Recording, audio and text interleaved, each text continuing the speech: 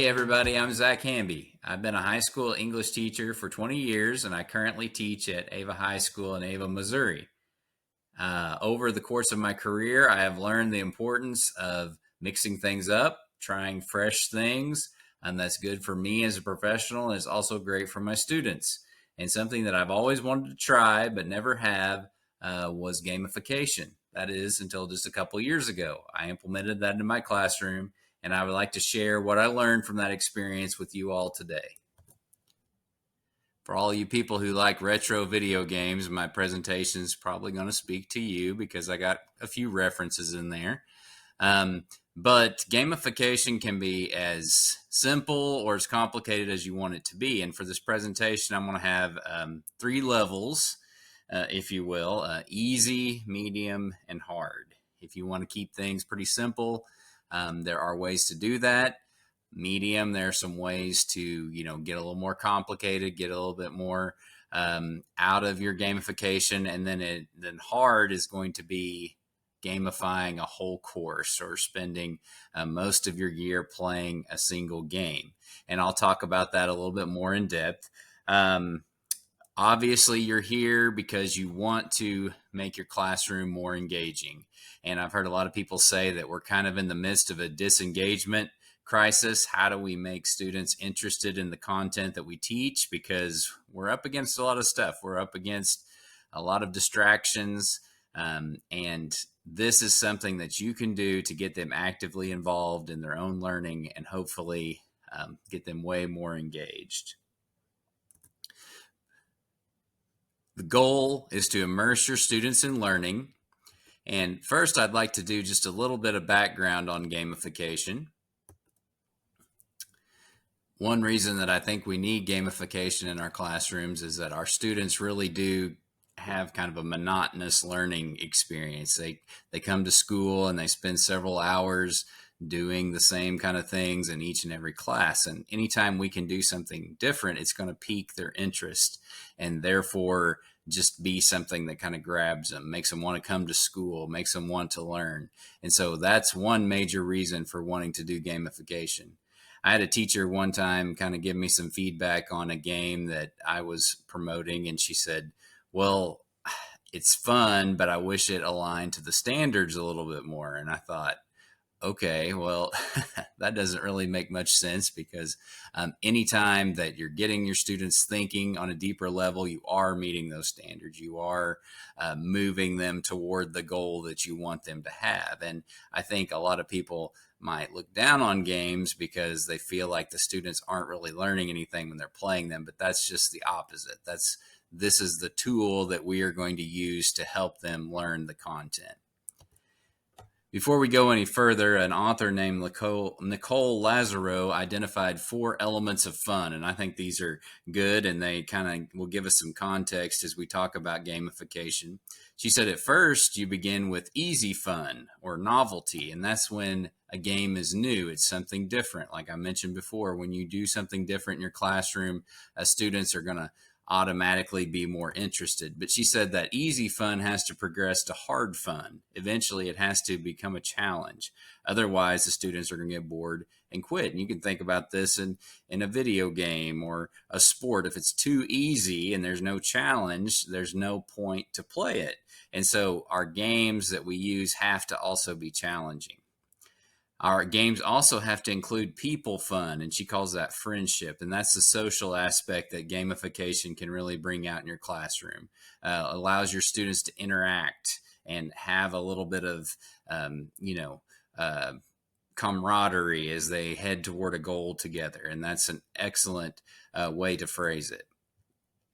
Serious fun and meaning. This is the goal of the game. The game should have something that it's heading for, some ultimate objective that you're going to accomplish by the end of it. I also love this quote, and then this comes from a book called The Game Believes in You. And here's what the author, Greg Topos, said. What looks like escapist fun is actually deep concentration. What looks like instant gratification is, in fact, delayed gratification in clever disguise. What looks like spectacle is a system that is training players to ignore the spectacle and focus on the real work at hand. What looks like anything goes freedom is submission to strict rules. And what looks like a 21st century flashy, high-tech way to keep students entertained is in fact a tool that taps into an ancient way to process, explore, and understand the world. So like I mentioned before, today's presentation is going to have three different settings: easy, medium, and hard. And I want you to think about, as we go through these, which way you are hoping to implement gamification. It can be as simple or as complicated as you want it to be. We'll start with easy mode. That seems like a logical place to start, but these are games that are going to be ready to implement into your classroom immediately. There's no prep work, but the downside is they usually cost money.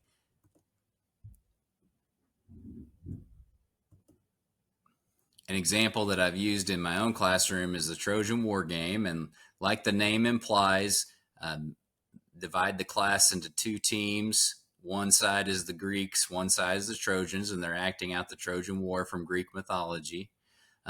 These students are just showing off some Greek armor, or what Greek armor would look like in size, at least, during this time period.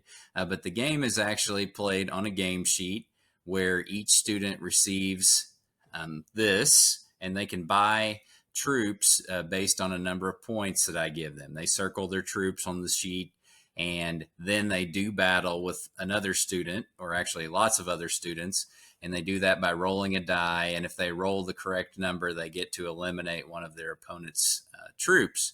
And so you go throughout the Trojan War calling each other out until all of your soldiers have died, and then your character dies. But it's just a fun way to reinforce which characters are fighting on which side of the Trojan War.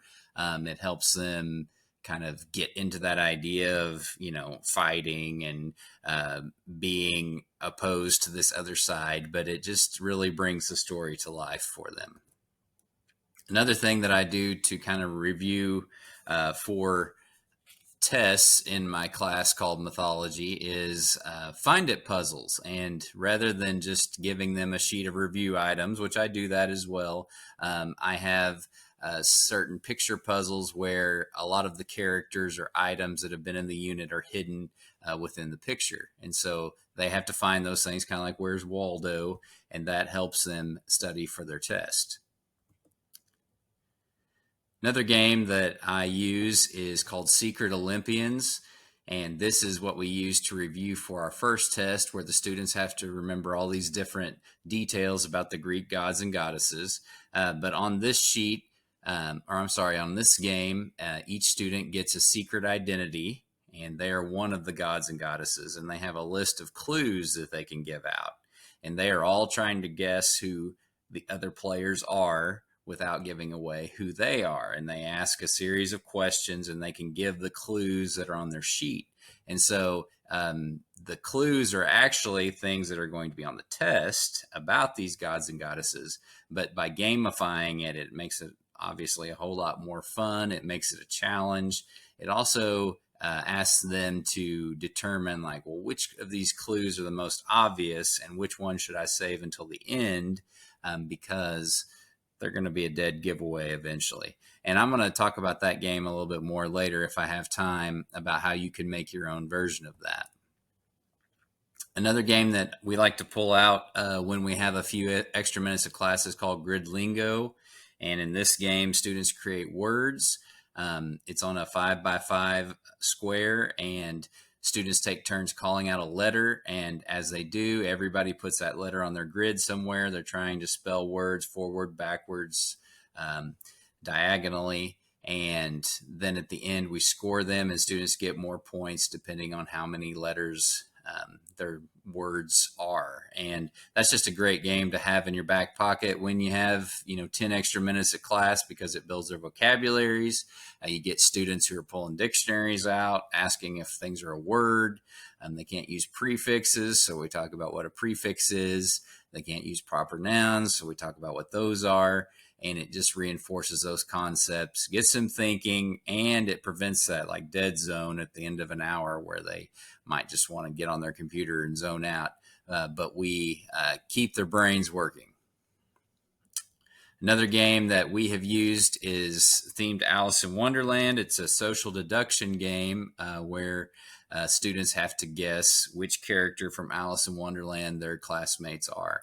And I would like to talk a little bit more about social deduction games. One that we really enjoy in my English 3 class, which is American literature, is based on the Salem witch trials. And in this game, certain students are witches. It operates on the premise that the Salem witch trials were based on actual events that weren't just hysteria.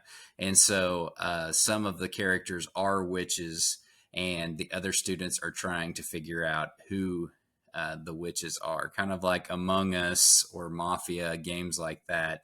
And it's a lot of fun, and the kids asked to play it just year round after they've played it once. But these games are also great. Not only do they reinforce the idea of like, hey, this is what was happening in Salem. This is how everybody was paranoid. They didn't know who to trust. It also builds their social skills because kids, they're not always speaking to each other face to face. And in this game, they have to really focus on that. They have to interrogate each other. And it's just great at building those skills.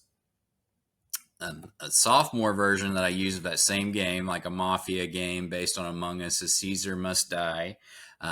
The conspirators are trying to murder Caesar. And so that reinforces our study of Shakespeare's Julius Caesar, but also makes it a game. So obviously going to be more fun. With my seniors, we play a similar game based around the Canterbury Tales. There's a murder among the pilgrims on the Canterbury Trail, and they have to sleuth them out one by one. Another game that I incorporated into my classroom is, I call it an escape room, which, has a broad, definition, but it's also a series of puzzles that are related to the Odyssey, and the students have to solve them. They're word puzzles and picture puzzles, but they get into pairs and travel around the room and try to solve the puzzle the quickest, and if they win a prize. Similar activity that I do in my mythology course, 12 Labors of Hercules. They have to solve picture puzzles, word scrambles, and try to be the first team to complete that. You're teaching teamwork, you're reinforcing your content, and you're having fun while doing it. These are archetype cards.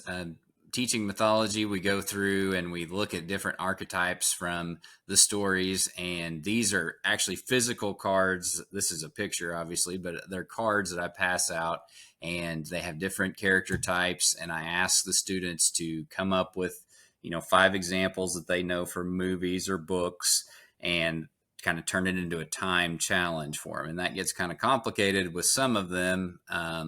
And if you make it a competition, it just makes it way more lively. Another game that my students enjoy is based around the story of Theseus and the Minotaur.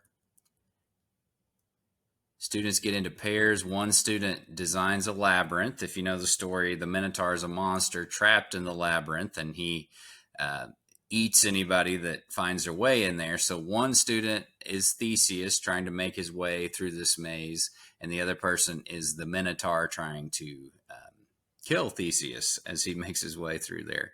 And so it's kind of like Battleship in a way, because you can't see the other person's sheet, but yet you're operating on the same grid.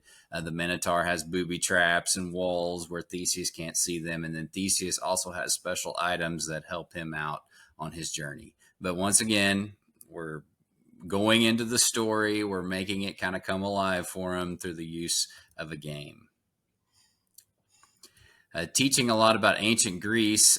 This is a game that was actually released in the 80s, I believe. It's a game that ancient Greeks actually played, where students are supposed to get 5 stones in a row or capture 5 pairs of stones, and that's where they get the name Pente. But I found an old copy of this at a yard sale, and I thought it was neat, so I made a paper version for my students to play. I copied the game board, which you can find online, and laminated it, and bought these little stone things that are, I think people put them in vases or something. But my students enjoy that game because it is a challenge, and it ties in with ancient Greece because it's something that they actually played. Another way that I gamify my content is when we're studying world mythology, we read a series of folk tales, probably like 40 little folk tales that don't take very long. And instead of having each student read all 40, what I do is I have each student learn one really well, and it's their story, and they get to where they can, recite it really quickly. And we do something called world myth speed dating. And in this activity, I pair them up. I pair them up for 2 minutes. One person shares their myth as quickly as they can, and then the other person shares their myth. And then to kind of drive home the speed dating theme, they have to look for similarities or differences between the two stories. Then after they've paired up with everybody else in the class, we do a deal where they find their best match, and we kind of make it kind of a bachelor thing where they announce who their best match is story wise. So it's just fun, kind of a way to, do a jigsaw activity and put a spin on it. Another cultural game that we pull out is one that the Vikings actually played when we're studying Norse culture. This is called Viking chess, and this is obviously a fancy version that I don't have, but I do have, like I did with Pente, I copied the game board, and that's actually available on my website. You can print it out, laminate it, and just use, it's designed for poker chip size. So if you can buy some used poker chips, this is a game that the Vikings played. It's a little bit like chess, but much less complicated. And that cultural connection just makes it extra interesting for the students. There's another picture of Viking chess. Another game that we like to pull out when we have just a few extra minutes at the end of class is catchphrase. And if you've never played this game, students have to guess a clue based on words associated to the clue, but the person who's giving the clues cannot say any of the words that are on the screen. So it gets them thinking about synonyms and antonyms, and just they learn so many phrases from this too, just idioms that maybe they didn't know, cultural references. And like I said, we're just playing it for the last few minutes of class. It just keeps their brain working until that bell rings and they head on. And it's just a great thing to have in your stuffed in your closet somewhere. Categories is also a great game. This is for sale, but if you look online, you can find free category sheets. I used to do this also when I had a little bit extra time at the end of class. I would project the category sheet on the board, and then I would pick a letter, and the students have to come up with as many things as they can within a minute that fit into those categories and begin with that letter. Once again, builds their vocabulary, keeps them thinking, just on that same line. These are some free resources that I would like to recommend. This is a teacher from California, Kevin Roughton, and they are playable Google Slides presentations that take students into different time periods. And he's got a great sense of humor, and it's just, kind of goofy stuff sometimes, but all his information is correct.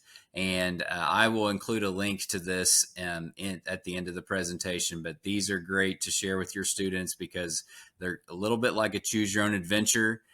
You make decisions in these certain time periods that can kind of lead to some funny results, but it also teaches the concepts as they go. Here's an example of that from the caveman time period.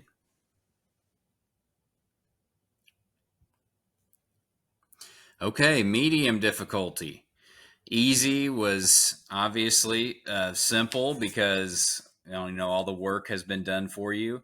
Um, this is also usually cheap and possibly free, but the problem is it requires a little bit more work from you, because what you do in this situation is you take your own content and you gamify it for your students.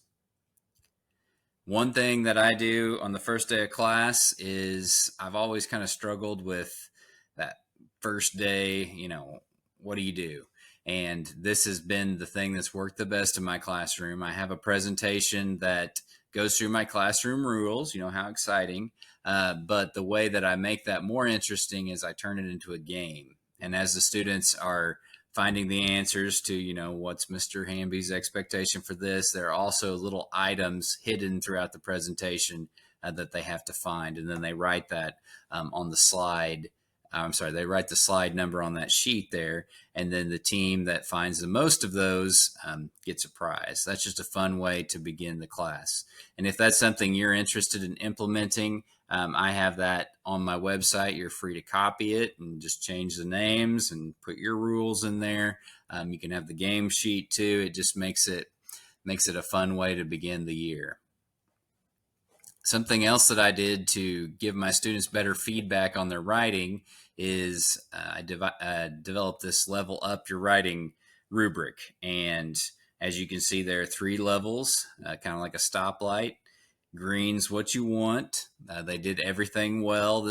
I kind of use this for everyday writing where you just maybe wrote your answer to a question in class. But if you get yellow or red, the student gets specific feedback on what they need to do better next time. Or if it's something that they could redo, this is how they fix that problem. And this doesn't seem like a game, but in some ways it is, because I will give them that score. I'll say green, yellow, or red directly on their writing. And a real handy way to do that is we use Google Classroom, and I can save a big comment. I can save it. And so all I have to do when I want to paste that comment in is type green, and it'll kind of pop up. And I can paste kind of all these suggestions in there for that student. And it's really fast feedback when I say, okay, we need to level up this answer. And that really appeals to them a little bit more than just the typical way of responding. Another thing that students seem to enjoy, choose your own adventure. I don't know if you are, maybe my age, you're probably younger than me, but when I was growing up, choose your own adventure books were a big hit. You would read a little bit of the story and then you'd make a choice. You'd have branching pathways. If you chose one way, the story would be different than another way. And students can actually write these kind of stories themselves. And these templates, which I will link at the end of the presentation, walk students through that process. And I believe, and I may be wrong about this, it will actually link to slides in Google Slides, so that once the student has typed their information into this template, it will actually create a slideshow with hyperlinks that will lead students from certain links so they can actually play each other's stories. So I think that's a cool idea. I did not make this. I found it from another teacher who was willing to share, but it's just such a neat idea. Students can give choices in their stories, and you could create a story for your students with branching pathways using this. It's just a way to make things a little more interesting. Here are some examples of student created presentations using that. If you want to get really advanced, if you want to create a choose your own adventure story for your students, I recommend a program called Twine. I did this with the story of Theseus and the Minotaur. I created a story with, branching pathways, and I used this program that looks more complicated than it really is. It's actually kind of simple when you get into it, but each of these little squares represents a different part of the story, and you decide which way your students can go, which options link to that. So if you've ever wanted to experiment with that, that's how I recommend doing that. Another program that's pretty easy to implement is called ViewWho, and this is set up kind of like a platformer game, kind of like Mario. The students have a character that they can control on the screen, and they jump onto a platform and try to reach a flag. But when they reach certain checkpoints, a part of your assignment you can load in there. So they'll play a little bit, then part of your assignment will pop up. They do that part of the assignment. If they complete it, then they get to play a little bit more of the game. So it's just a little motivational tactic where you can put your own lessons in there. I haven't used that a ton, but I did want to mention it because it seems promising. If you're familiar with Slides Mania, they have some templates that you can use. Got a Wheel of Fortune template, kind of the claw grabbing game, looks like, that I could never win myself, but maybe you could. Guess Who, there are some versions of those there that you can change the information on the slides and make it relevant to your content. I will include a link to this tutorial as well. This is a way that you can do a review game in Google Sheets, and your students, as they answer the questions, they will be moving a little figure around a track similar to Mario Kart. And it takes a little bit of programming skill, but like I said, this is the medium level. This is where you're willing to invest maybe just a little bit more. This guy will walk you through the entire process, but it's kind of a neat idea because the more questions the students get correct, the faster their car goes, they're winning the race. It's just kind of a fun way to experience all of that. Same with this. These are Google Forms boss battles. As the students answer questions, the teacher keys in that they've made a correct answer, and it shows a picture of a boss, like in a video game. The boss is at the end of the level, and his health will go down as they answer the questions. I think he's even got a way in there that if they get one wrong, his health goes back up. You know, he has a recharge. So it's just fun way to experience that. I will include a link to all of these. Here's another one where this guy walks you through creating your own app that you can load onto a computer that keeps track of player stats and quests and things like that. He's very detailed, and you can go as deep as you want to into that through his videos. I just want to recommend these if that's something that you are interested in. Also, this website offers tons of content that you can edit to whatever you're teaching. It's very interactive. MC2 learning is what they call it, but it does require subscription.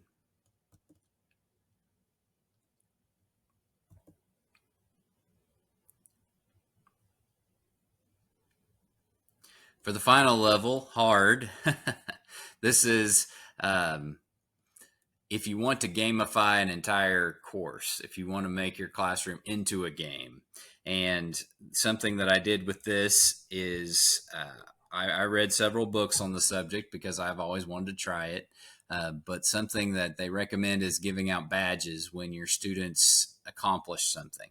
And some people recommend digital badges. Some people recommend like physical badges that you print out. And at first I thought, let's do the digital badges. That sounds easier. And so I was doing this in a mythology class. So I made digital badges that my students could earn if they got, they say try not to base it totally on grades because you already have the grade, but this is like an incentive to do, other things, maybe behavioral things or good citizenship, things like that. But I did one for, being to class on time. And I noticed you doing something kind, along with there were some on certain quizzes. If they got over a certain grade, they would earn one. But something that my students said, and this was kind of surprising because they were seniors, they said, well, the digital ones are okay, but it would be really cool if you could print those out for us. And so I caved in and I printed them out, and they were sticking them in their phone cases and putting them in their wallet. And some of them even mentioned that at the end of the year, they'd say, I'd open my wallet and there'd be my badge. And that just, that physical nature of it really appealed to them. So I guess if I have to choose between digital and physical, I would say print them out. But you give badges, you award points to the students. I sorted them into houses, kind of like Harry Potter style. We kind of had a sorting house ceremony. I tried to choose the teams because I didn't want them to be lopsided.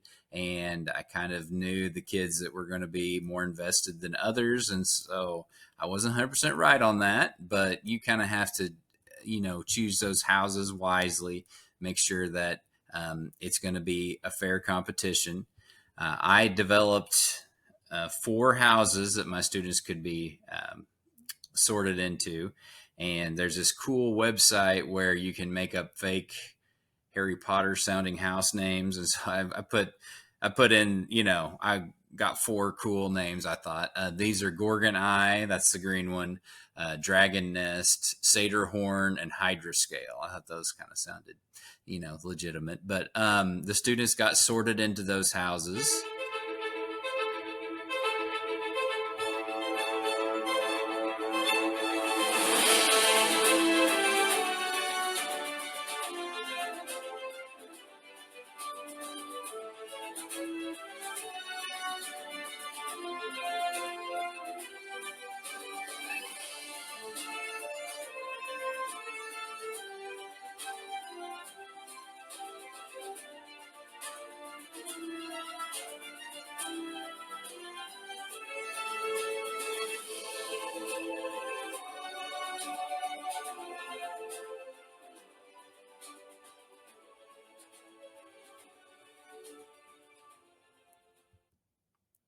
As you can see, I'm not great at, making videos, but I tried anyway. I tried my best, but that just kind of made it fun. I handed out I announced them, and handed out little representations of which houses they were going to be in. And then their houses competed against one another throughout the semester to see who could get the most points. So if you do something like this, you can make it last a whole semester. You can make it last the whole year.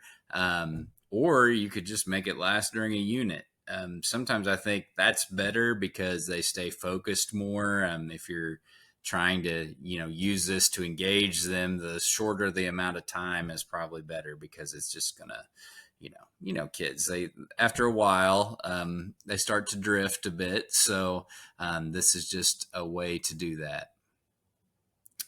So the kids could tell how they were doing against other students. It's very important. You have to have a leaderboard for these points. And since they are partially based on grades, I had each student develop an alias that they could put on the leaderboard.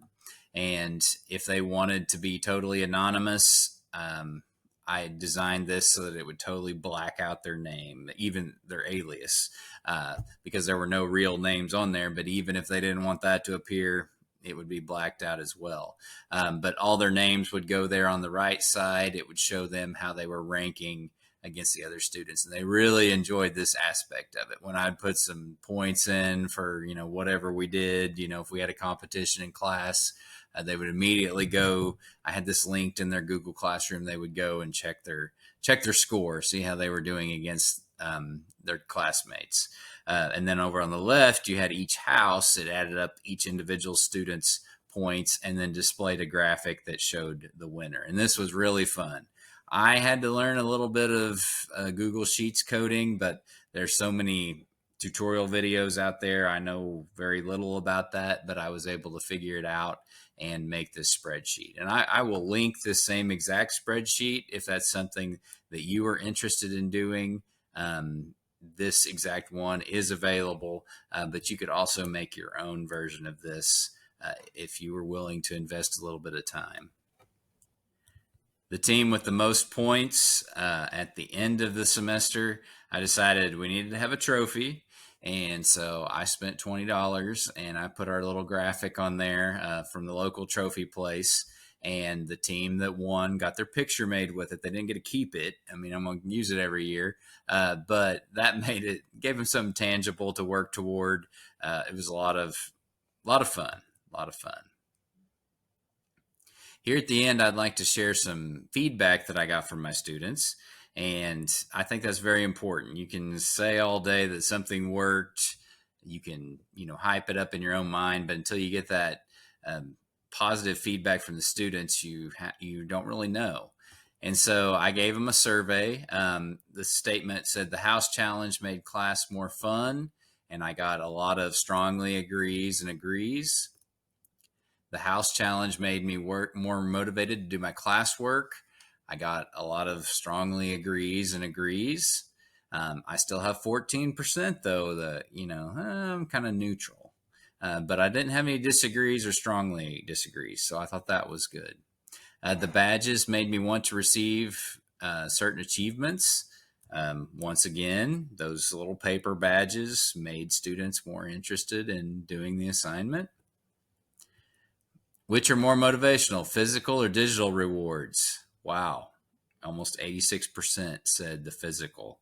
And I think we forget that in the digital age that, kids really do like something that they can, touch and feel and have in their backpack or stick on their backpack and so we shouldn't forget that. What was your favorite part of the house challenge? Almost 36% said the digital leaderboard. I told you they really liked that. The house challenges where house members competed in groups. Those were just assignments, but I called them house challenges and let them work together. And so that just amped it up. That made them more excited. The sorting ceremony was a big hit where they were put into their houses. And then something that did get 7% of the vote, I had each house kind of get together as a group and talk about what are some virtues that they believe in, or what do they want their house to stand for. And so that was a good team building exercise. I asked for their comments. What was your favorite thing about the house challenge or gamification in general? And this is what they said. I like that we got to work as a team to compete with the class, all while learning. I kept a physical collection of badges that motivated me to earn more. I love that we had to be enthusiastic, smart, and hardworking to win. It really motivated me to be in class each and every day. And that's something else I didn't mention. And some students struggle with attendance, and this, motivated them to come to school. So that's wonderful. This student's favorite thing was winning. Being able to work as a group to earn points and feeling like there was constantly competition. The house challenge allowed me to get to know my classmates more and become friends with more people. I did not feel like I was just there. And I like that comment. That camaraderie, that's one of the elements of fun that we were trying to build. I enjoyed receiving badges and putting them in my wallet. I'd forget about them until I needed my ID, and then I would be happy when I saw them. That's that comment I mentioned earlier. The competitive aspect of really made me want to work harder for my house. It also made me remember things easier because I wanted to win. And not every kid is competitive, and so maybe this wouldn't necessarily appeal to them, but the other students are encouraging them. They're, kind of incorporating them into that little group, and therefore everybody's motivated at the same time. The games we play make the topics stick better in my head, even when we are finished with the topics. It has made me enjoy your class because I understand you want us to learn. I see that you enjoy your job. Wow, that's a big one. How many times do students see teachers who don't enjoy their job? But that's so cool. That made it all worthwhile. It has made me more open with the students in the classroom. It also provides me with something to look forward to at school. That's big. Gamification allowed me to get to know everyone a little bit better. When I came in class, I didn't know many people. Now I'm friends with pretty much everyone. So I know that was a lot of information. I know I gave you, a lot to think about. But I want you to think about in your classroom, is there a way you could implement something? It could be small, start small, start with a single lesson And if that works out well, maybe proceed to a unit. And if that works well, maybe, you'd want to try the whole semester idea, or the whole idea of making your entire class a game.